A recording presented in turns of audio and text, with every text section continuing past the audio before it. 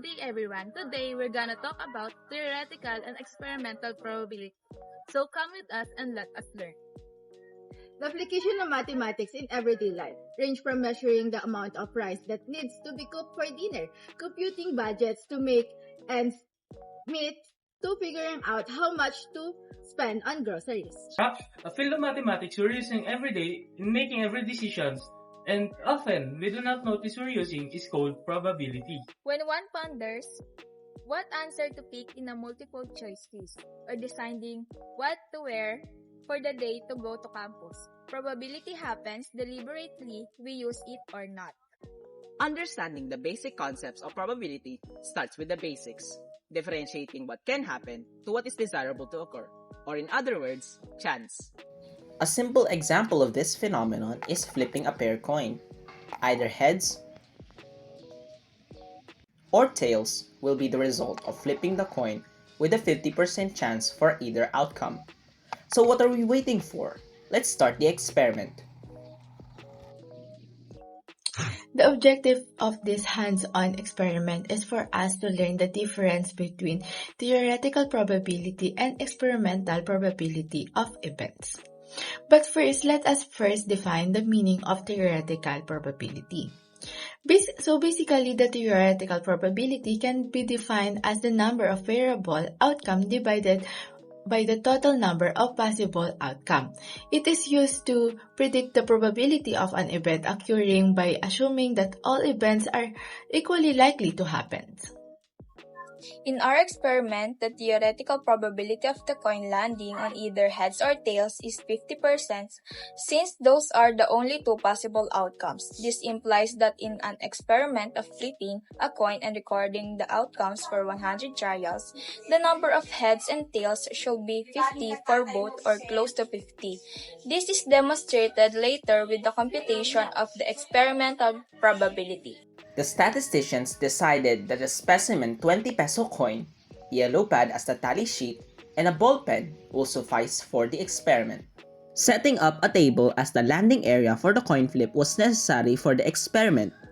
To avoid human error, the statisticians chose one member to do the 100 coin flips, with each flip being done with as much spin to the coin as needed to reduce error, as shown here. Each time a coin lands on heads, it is recorded as well as landing on its tails. When a particular coin flip does not have sufficient spin or lands nowhere near the table, it is redone.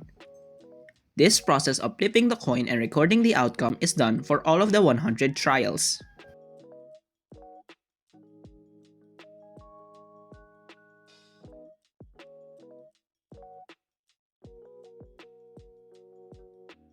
The experiment was conducted on May 7, 2026 at the College cafeteria during the morning.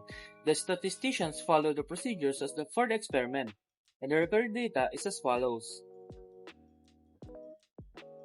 To calculate the experimental probability of getting heads using the results above, we use the following formula. We divide the total number of observations of heads by the total number of trials. In our experiment, the experimental probability was found out to be exactly 50%, the same as the theoretical probability. The results of the 100 trials of the coin flipping is presented as a running average graph. The graph above shows the property exhibited by coin flipping, the law of large numbers. The statisticians observed that theoretical probability and experimental probability are both exactly the same. There is a 50% chances of getting heads and there is a 50% chances of getting tails in every flip of coin. This means that in 100 flips of coin, it is expected that 50 or close to 50 the trials will result in heads and same in true for tails. The statisticians observes no differences between theoretical probability and experimental probability. This is the expected outcome for the large number of trials. The statisticians have observed in the experiment that the law of large number applies to the event of flipping a coin, and it follows that the experimental probability is indeed equal to the theoretical probability at a sufficiently large number of trials. The hands-on coin flipping experiment exhibits the law of large number. This law describes that predictability can arise from randomness. In life, we can take this as lesson, perseverance. Right now, volatility in our daily lives, at home and at work, may be prevalent.